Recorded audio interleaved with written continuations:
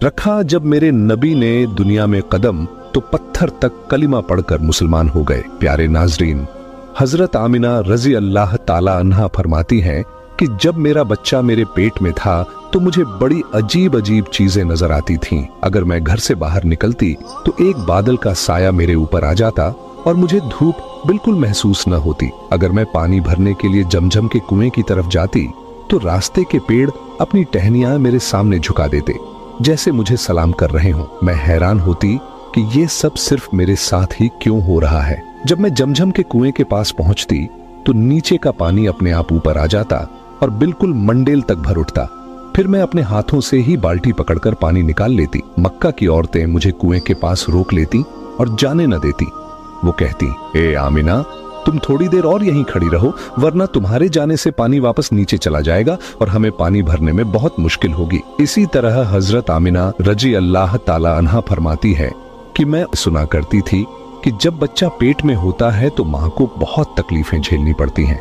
कभी हाथ पांव में दर्द, कभी सर दर्द, कभी उल्टी, कभी बुखार और कभी चिड़चिड़ापन। ये सारी बातें सुनकर मैं सोचती कि अजीब है, मुझे तो पूरे 9 महीनों में कोई तकलीफ नहीं हुई। यहाँ तक कि जब तक मेरा बच्चा पेट में रहा मुझे सर दर्द तक न हुआ। हजरत आमिना को अजीब अजीब ख्वाब भी आते थे। वो फरमाती हैं कि जब मैं रात को सोती तो मुझे ख्वाब आता कि मेरे जिस्म के अंदर से एक नूर निकला है और उसने पूरी दुनिया को रोशन कर दिया है। ये सब देखकर मुझे यकीन हो चुका था कि मेरे पेट में जो बच्चा है वो यकीनन कोई आम इंसान नहीं, पैगंबर हजरत मोहम्मद मुस्तफ़ा सल्लल्लाहु ताला अलैहि वसल्लम जब अपनी माँ हजरत आमिना रजी अल्लाह ताला अन्हा के पेट में थे तो एक रोज आपकी दादी ने आपके दादा को इशारे से बुलाया और कहा, क्या आपको मालूम है ये बहू आमिना बहुत महंगा इत्र लगाती है।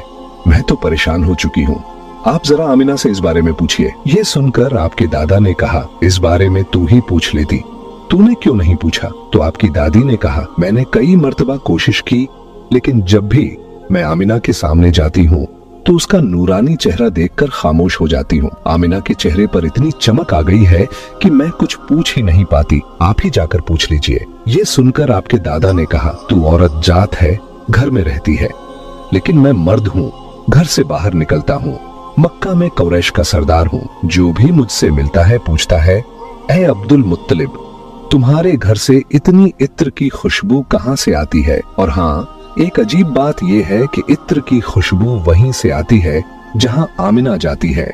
अगर आमिना रसोई में जाती है तो खुशबू वहीं से आती है, अगर गुसलखाने में जाती है तो खुशबू वहीं से आती है, अगर बैठकी में जाती है तो खुशबू वहीं से आती है। और ये कोई मामूली इत्र नहीं है, न इराक का न मिस्र का, ये तो कोई खास ही इत्र है। इसके बाद आपके दादा हजरत अब्दुल मुत्तलिब ने हिम्मत की और आमिना को बुलाकर कहा, बेटी आमिना, तुझे पता है मैं कुरैश का सरदार हूँ, खाना ए काबा का मुतवल्ली हूँ, बड़ी इज्जत वाला हूँ।